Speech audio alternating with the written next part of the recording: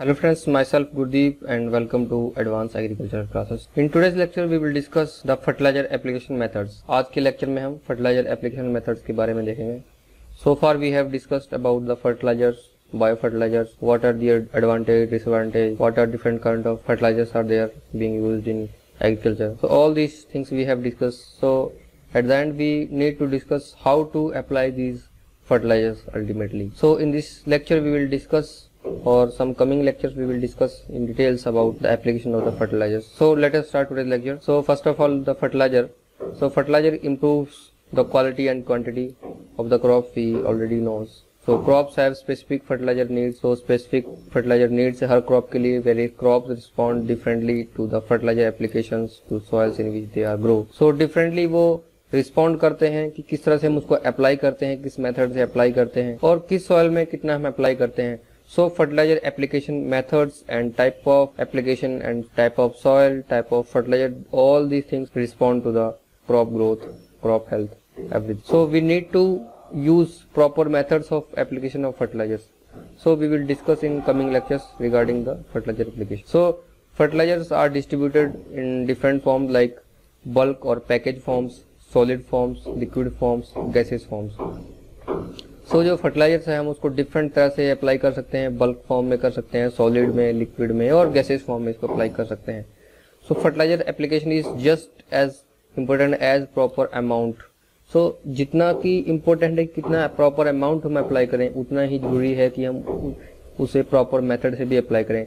Based on the fertilizer analysis it is influenced by their nutrient deficiency, कि कितना nutrient deficiency है, soil type, climatic condition, fertilizer availability and crop type grown. So all these factors affect the fertilizer activity, fertilizer efficiency, fertilizer efficacy. All these things will decide how the efficient will be fertilizer applied.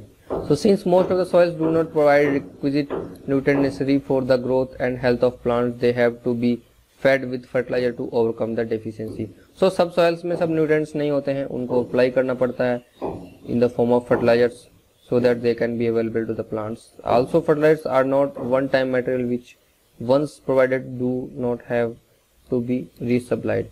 So fertilizers में ऐसा नहीं है कि एक बार हमने apply कर दिया कि उसको दोबारा जरूरत नहीं पड़ेगी. So रिसप्लाई करना पड़ेगा. In fact every time you harvest your plants they remove some nutrients along with them. So जब भी हम हार्वेस्ट करते हैं, नए क्रॉप्स को उगाते हैं, तो जो पुरानी क्रॉप्स हैं वो कुछ न्यूट्रिएंट्स अपने साथ ले जाती हैं, हालांकि कुछ छोड़ जाती हैं, लेकिन we have to apply the fertilizers again and again after every harvest of the crop.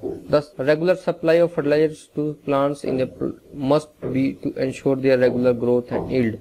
So, उनकी regular growth and yield के लिए इसमें apply करना जरूरी है. Find out more about the significance of the fertilizers in the following lines. So, fertilizer scheduling must be based on the soil test.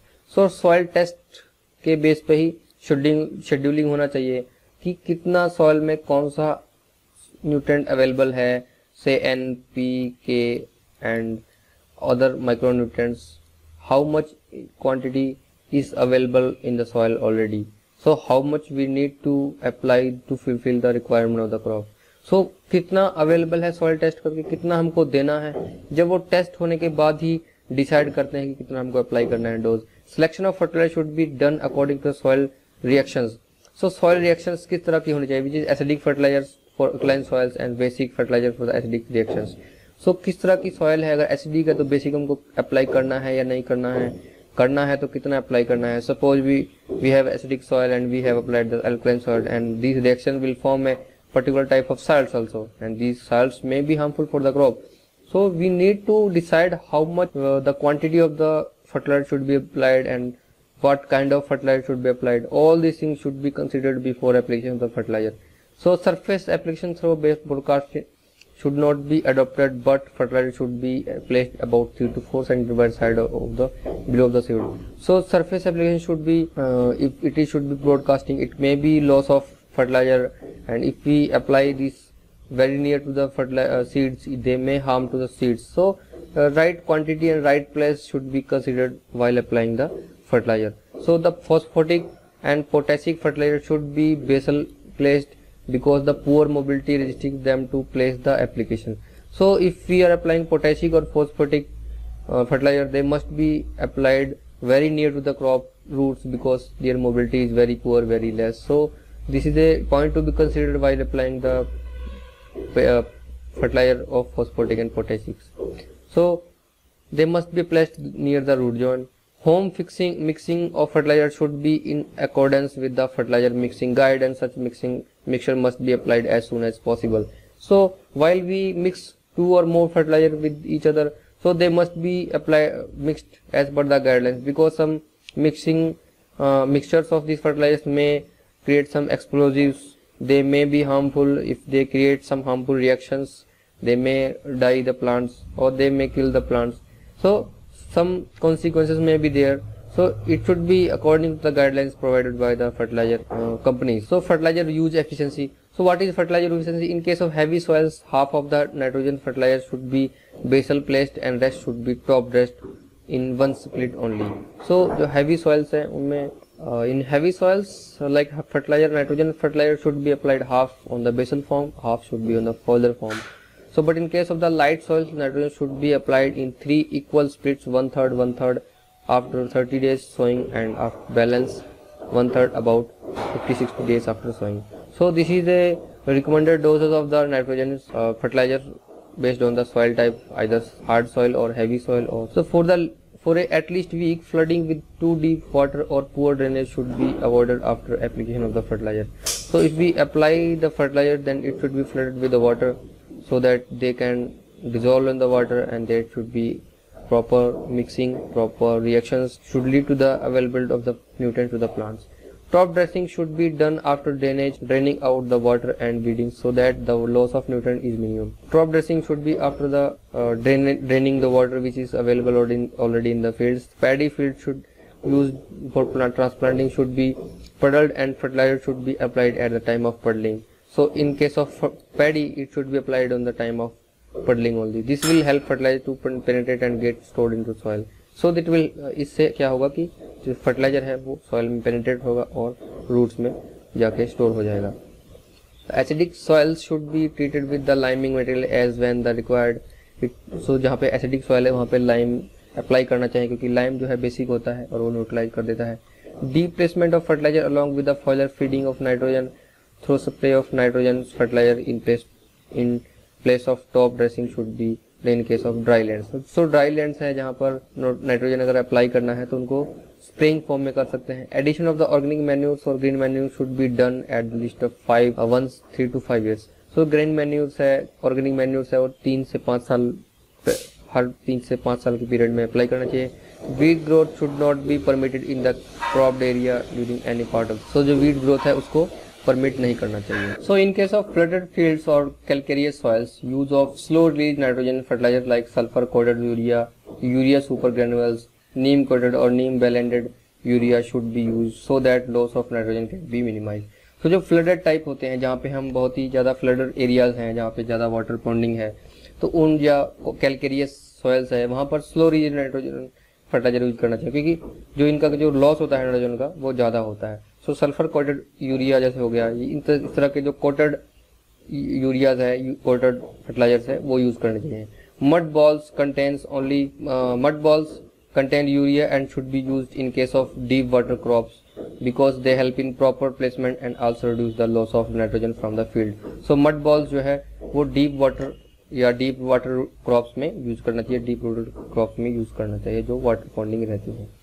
So fertilizer application based on the relative efficiencies of the various methods depend on the many factors like broadcasting application may be less effective than banded और seed drop application under some conditions. So इनकी जो efficiency है वो crop के आधार पे, soil के आधार पे बहुत ही वेरी करती है. सो ब्रॉडकास्टेड में भी less efficient as compare to the banded और seed drop application. Fertilizer placement in the seed drop can be delay और severely reduce crop emergence. So इस तरह से बहुत ही इफेक्ट करता है. So maximum rate that can be safely placed in the seed row depends on the जो maximum amount है या कितना उसको अप्लाई करना चाहिए वो डिपेंड करता है soil type, soil moisture, soil type means clay and organic matter content, type of fertilizer used, row spacing, spread of seed and fertilizer, type of opener. So all these factors decide the placement and maximum rate of placement of the fertilizer in the crop field. So nitrogen fertilizers application based on the leaf color chart. So leaf color chart के according अगर हम fertilizer apply करें तो वो कैसे करता है? Leaf color chart is an innovative cost effective tool for real time crop needed based and nitrogen management.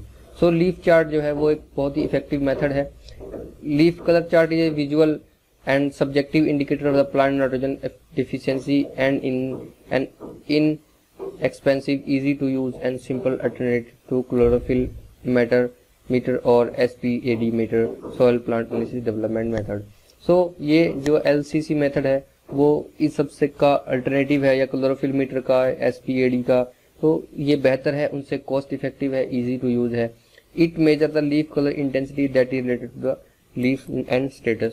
सो ये काम कैसे करता है? It works on the principle that the how much N is calibrated with the leaf colour. So nitrogen content को calibrate किया जाता है leaf colour से और इस प्रिंसिपल पे काम करता है. सो LCC is an ideal tool to optimize N use at high yield levels irrespective to the source of N applied.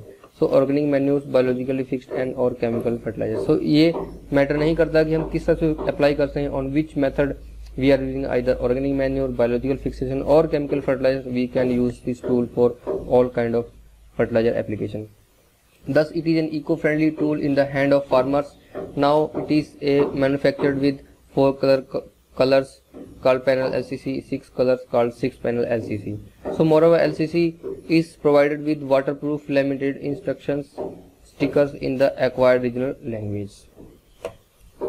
Purpose of using LCC to apply adequate amount of nitrogen and avoid application of the fertilizer more than the required. So इसका purpose है कि जितना requirement है उतना ही apply किया जाए, wastage ना हो, इन्वायरमेंट को हार्मफुल इफेक्ट ना हो. Use of LCC helps to determine the nitrogen demand of the crop and guide right time of fertilizer nitrogen application so as to prevent unwanted nitrogen losses and their serious impact on the ecosystem. So ये इसकी advantage है कि उसका use ना हो ज़्यादा fertiliser का, जितना रिक्वायरमेंट है उतना ही हो, इन्वायरमेंट पे कोई इकोसिस्टम पे कोई भी बैड इम्पैक्ट ना हो. So more crop, less cost, avoid disease, all this are the advantage of LCC. So fertilizer placement. So fertilizer placement is availability depend on the fertilizer application method used.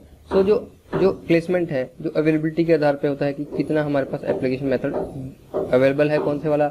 Spraying और broadcasting phosphate and mixing it in soil may be cause fixation. So spraying हो, broadcasting हो phosphate का, या mixing हो, ये भी इसका fixation कर सकता है. Broadcasting is scattering of fertilizer material in all the directions. ये simply scattering होता है, हम randomly throw करते हैं. Fixation means process is in a soil which chemical elements are converted from a soluble to insoluble form. An improper fertilizer application may result in a complete loss of applied plant food nutrient. अगर हम उसको proper method से apply नहीं करेंगे तो पूरा nutrients available जो है fertilizer में वो loss हो सकते हैं. If fertilizer is not in reach of plant root and not dissolved by the moisture in the soil, it is considered a loss of plant. तो अगर plant के जो पास, जो रूट के पास नहीं पहुंच पाता है, डिजोल्व नहीं हो पाता है मॉइस्चर में, या फिर प्लांट को मिल नहीं पाता है, तो उसको लॉस ही कंसीडर किया जाता है.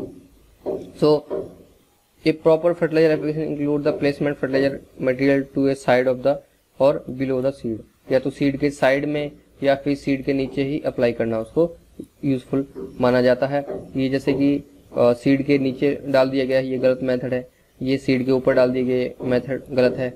So it should be applied to the side of the seeds. Or mixing fertilizer material in the soil. So fertilizer must not be placed too close to the seeds or seedlings. Too close नहीं डालना चाहिए. अगर too close रहेगा तो उसका जो nutrient content है वो harmful effect कर सकता है, क्योंकि वो बहुत ज़्यादा रिलीज हो सकता है. सडन रिलीज में वो ज़्यादा अपटेक हो सकता है, तो वो harmful effect पैदा कर सकता है. Seedling injury due to salt burn from fertilizer may occur particularly in sandy soils or if large amount of soluble nitrogen or potassium are applied. Similarly problem occur in the growing crops if the fertilizer applied too close to the roots. So friends, ये तो था आज का lecture. इसमें हमने fertiliser के placement के बारे में देखा, उसके डिफरेंट मेथड्स के बारे में एक ओवरव्यू देखा, उसके एडवांटेज क्या है, किस तरह से हमको अप्लाई करना चाहिए, ओवरऑल व्यू हमने देखा. सो आई होप आपको लेक्चर पसंद आया होगा. नेक्स्ट कमिंग लेक्चर में हम देखेंगे कि कौन कौन से मेथड्स हैं, किस तरह से हम ब्रॉडकास्टिंग करते हैं, बेंडिंग करते हैं, इन सब के बारे में डिटेल में स्टडी करेंगे. लिक्विड फर्टिलाइजर्स कैसे अप्लाई करेंगे, सॉलिड फर्टिलाइजर कैसे अप्लाई करेंगे, इनके बारे में नेक्स्ट कमिंग लेक्चर्स में देखेंगे। सो फ्रेंड्स, अगर आपने हमारे फेसबुक पेज या फेसबुक ग्रुप को ज्वाइन नहीं किया है तो प्लीज़ आप लाइक कर लीजिए, पेज को ज्वाइन कर लीजिए। आप हमारी वेबसाइट advancedagriClasses.com पर रजिस्टर कर सकते हैं। आप IBPS AFO की फ्री डेमो टेस्ट को अप्लाई कर सकते हैं, यूज़ कर सकते हैं। आप हमारे टेलीग्राम ग्रुप पर भी ज्वाइन कर सकते हैं दिए गए नंबर पर। So thank you for watching.